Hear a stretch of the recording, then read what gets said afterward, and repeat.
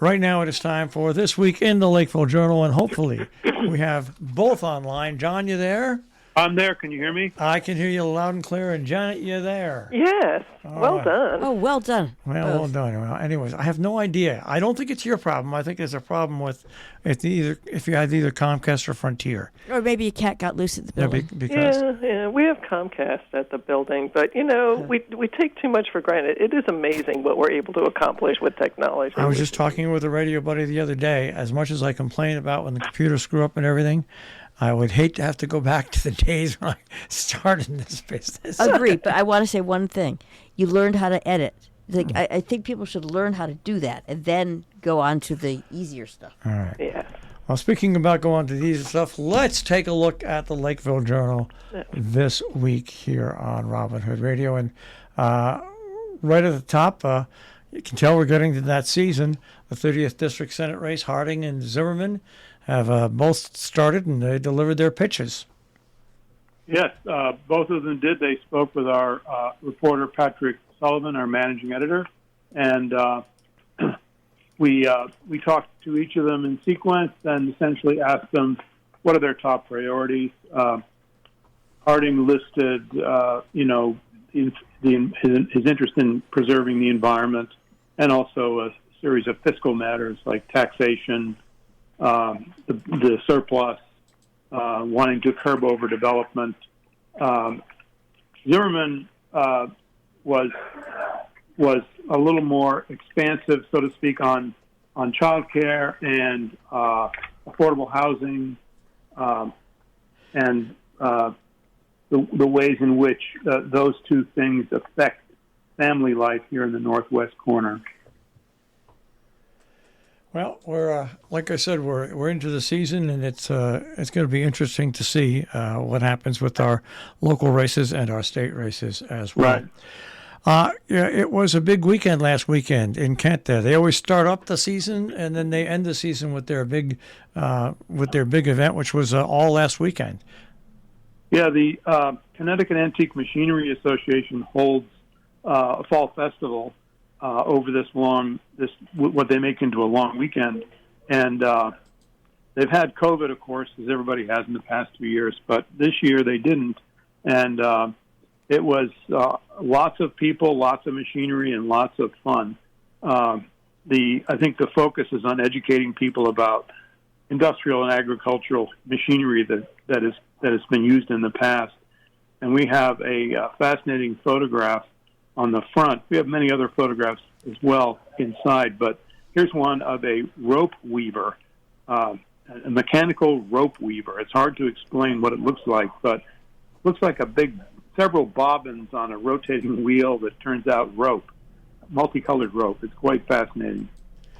You know, it almost looks like a flux capacitor. Yeah, right. Okay.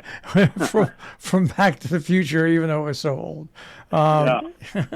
Well, tonight there is another forum being held by Save Sharon Hospital. This time it's at the Scoville Library. There's another one coming up in Kent at a later date. They've already had one already. And you've got a story on the roundtable, the first one that they held, the Save Sharon Hospital group. Yes, and this one kicked off in Sharon. There were doctors and some residents going over what Sharon Hospital has been planning to do for several months now. And a lot of this is coming to a head because the Connecticut Office of Health Strategy is planning to hold its big Zoom hearing on later this month on their request, and that is coming up. There's also after tonight's meeting, there will be one in Middleton next week. And then then I heard yesterday they're going to schedule one in Kent for after that as well, but they're still working for the date on this. And then they're going to have on the 16th on the Green once again. They will have their rally to Save Sharon Hospital. Right. The hearings are coming up, and the public is going to have a chance to speak And we're not going to get a decision on this probably until after December. It's such a long, drawn-out process. And what complicates it, of course, John, is that there's another thing that's before the state that's going to go through the same process, and that deals with what they want to do with the emergency room. So, well, are you referring to the intensive care unit? Yeah, the intensive care, and renaming it. So, I mean, there's two big things on the plate for the state and people in this area. Well, we are continuing to keep a full court press on covering what is happening. It is, as you said, it's a very complicated, really tortuous process to go through the state, but it's also a very complicated issue to serve a community with a hospital like this. So, yeah, we're keeping our eye on it. All right. Nice story about a local MIT grads and what they think about the front line in Ukraine. This is a fun story, too. It's a couple of young men who I hesitate to call them millennials because I hate to label people like that, but these are pretty high-powered millennials.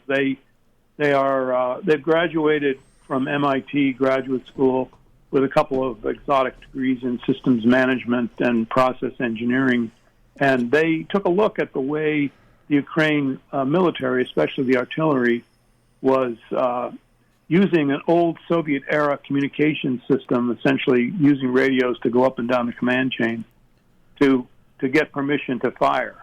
Once the drone had located a Russian tank, they would get on the radio and take minutes, several up to 20 minutes sometimes. So what they've done is developed a new system that involves modern technology like Wi-Fi, cell phones, and text messaging, and so they've been able to really increase their speed in responding to attacks from Russian tanks. And the artillery has one brigade became the worst performer and became the best performer. It's a story that gets curiouser and curiouser as it moves on. We'll get back to Sharon Hospital. I didn't want to mix the two stories together, even though they are tied together. And that is on the Certificate of Need law. You've got a story in there about that law faces some new scrutiny. Yes, this is a somewhat obscure task force, but it certainly merits real focus. And so we did that, and we looked at pretty much in depth at what this 16-member task force that was put together last year or this year. Nancy Heaton is from our local person here has been appointed on this board, and so we looked at what they're up to. And this panel includes legislators as well as members of the community and hospital administrators. They're looking at really what the work of the Certificate of Need process involves, and is it fair? And there's a tremendous focus now on what local communities need, and they have a big job ahead of them. But that is what this story is all about: is like looking at not only the administrative side of it, but also what these folks seem to be thinking they're going to really accomplish. Sharon Hospital is right in the targets of this committee right now. All right, we'll slide on here, and you've got a story, and this is an interesting story. Acorn crop failure impacts wildlife. We all forget how important acorns are to the wildlife that gather them and eat them. Yes, and this is a story that the Connecticut Agricultural Experiment Station does an annual survey of what it's called, an oak mass survey, but they look at red and white oaks and over a specific set of them, and they come up with an acorn assessment. And this year's widespread acorn crop failure, which is kind of bad news for the deer. In a way, I think we're going to look at this some more, but I think it means that there'll be fewer mice, and that also means fewer ticks. So, but this year the crop was affected by not only the spongy moth, but by the drought and by what we already have as a very high-density deer population. And a little story with a picture, National Iron Bank You know all about celebrating birthdays. Well, they celebrated an anniversary, their 175th anniversary. I know. We did a little while ago. We did a sort of a bigger story on their 175th birthday, and that was that was printed this summer. This was a meeting over in Lakeville with President Steve Cornell and a few others, just enjoying their big milestone. All right, we have next weekend is a big weekend coming up with the Salisbury Fall Festival, the Brewski Fest, and more. But also next weekend is Women's Support Services, their community vigil, which will be held at Community Field in Lakeville on October 6th. Right, that will be coming up on Thursday. It really begins at 6:30 right in front of the White Hart at the Community Park. They're going to walk from there to its new offices on Porter Street. And it includes the reading of names of those who've lost their lives as a result of domestic violence. So it's quite a serious matter. It will also be, they're partnering with something called Red Sand Project this year to raise awareness of human trafficking. All right, and the Housatonic Youth Service Bureau has their fundraiser, their 5K run, which is set for October 22nd, and it's at Indian Mountain School. Right, and that's coming up, and we'll keep our eye out. This year also is the 100th year anniversary of Indian Mountain School, and we are planning to do something about that. Another birthday. I'm telling you, I'm getting old. My brothers and sisters went there. I didn't go there. I went to Town Hill School, but 100 years. This is where I always go biblical on everyone and say, hey, you know how old Noah was? Yeah, well, I'm not Noah, but I'm getting there. You've got like 500, 700, yeah, 700 years to go. Let's go to Cornwall, and Little Guild is going to build a new facility. They've been planning on this for about a year and a half, and they finally settled at the current site where they're going to build a little further back on the property. It's a $4 million facility. They've already raised a lot of money, but they need more money. Yes, I guess I'm not sure I remember exactly, but they have a big chunk of it already set aside. They're planning to build this new facility right on the same site. We also note that this is once again another application of federal American Rescue Plan Act money. The town selectmen have agreed to send the request for $50,000 to $75,000 in funding to help support the Little Guild's new project. It's another example of there was so much of this ARPA money flooding into this northwest corner, and we did a story a few weeks ago about what towns are doing with it, and it's going to continue to happen, I guess, until it runs out. All right, and a story updated, the view on Taconic Road will be preserved.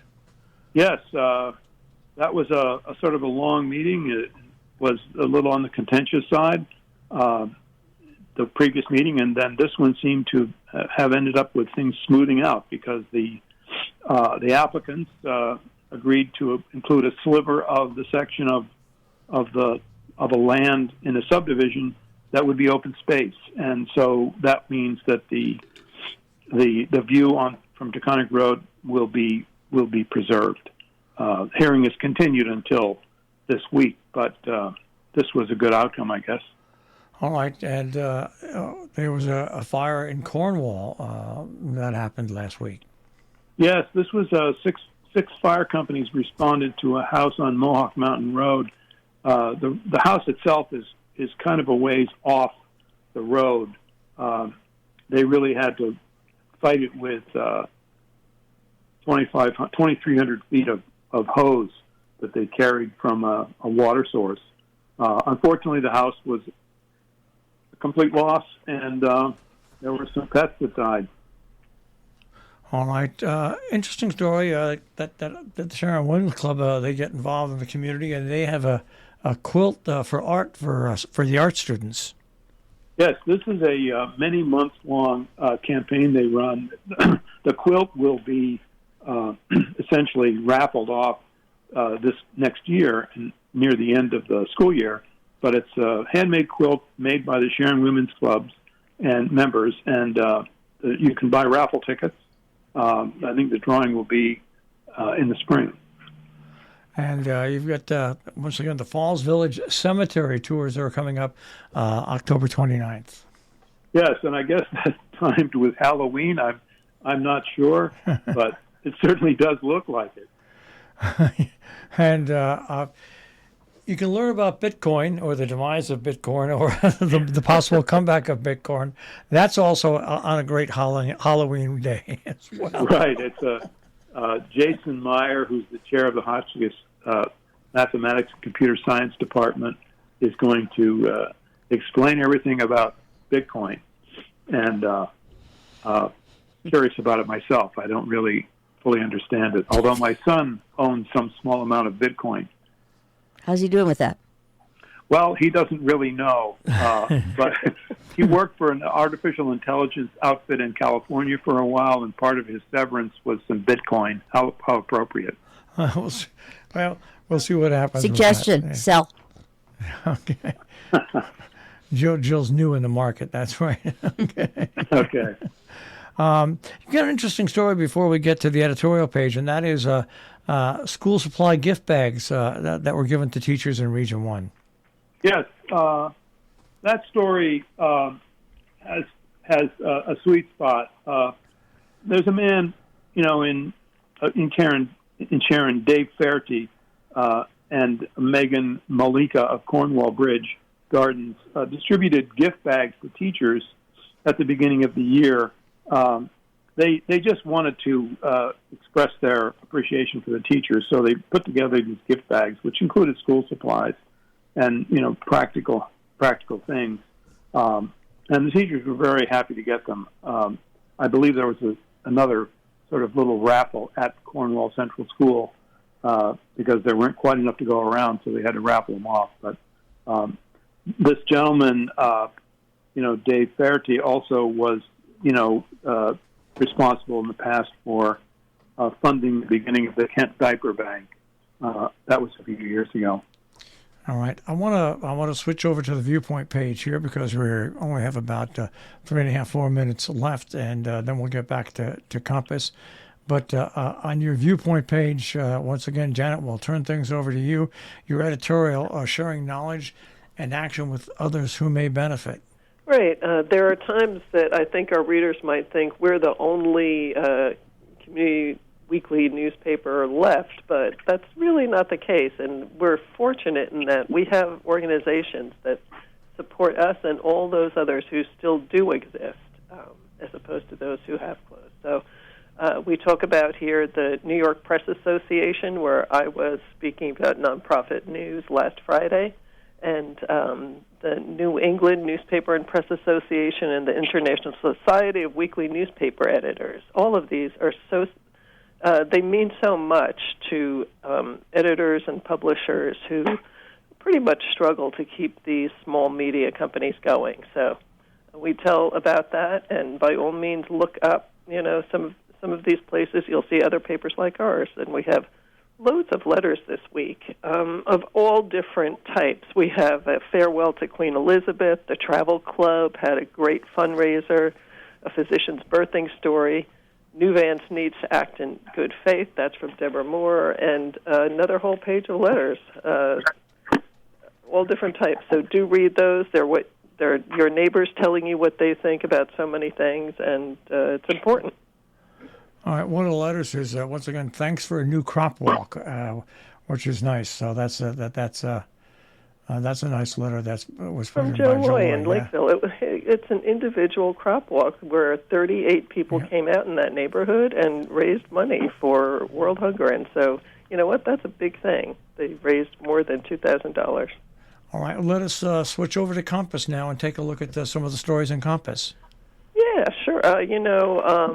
We have a story about Peter Lefferts and Sharon, who wrote a book, What the Kek-Kek Saw, he describes it as an animist fable, and it took him quite a while to write. It's a fascinating story by Divya Simmers telling us his process and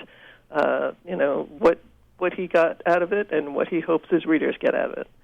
We have D. Solomon, the Ungardener, on a bet on the future of the woods, and boy, Dee does a great job of telling us the details of what we should be looking for in the woods to decide whether they're healthy or being invaded by shrubs and plants that shouldn't be there, and that's a good thing. We have calendar and, lots of things going on, and I will say that this is the last compass that Cynthia Hawks-Wender will edit. And next week it will be Alexander Wilburn taking over. And then October 7th will be Cynthia's last day with the Lakeville Journal, and she'll go forward to real estate only. And I don't know what she'll do with all her free time, but we're going to miss her. Hopefully she'll sell a lot of houses. That's right. That's right. And, yeah, we do have Tri-Corner Real Estate in the paper this week, so take a look at that and see all the houses that are available now that Cynthia might sell. All right, Janet and John, thanks very much. We'll speak to you next week. Thank you. All right, thank you. Take care. That is This Week in the Lakeville Journal. Of course, you can find the Lakeville Journal at tricornernews.com, and you can find this show on demand, robinhoodradio.com on demand. Then go to This Week in the Lakeville Journal, and son of a gun, the show will be there.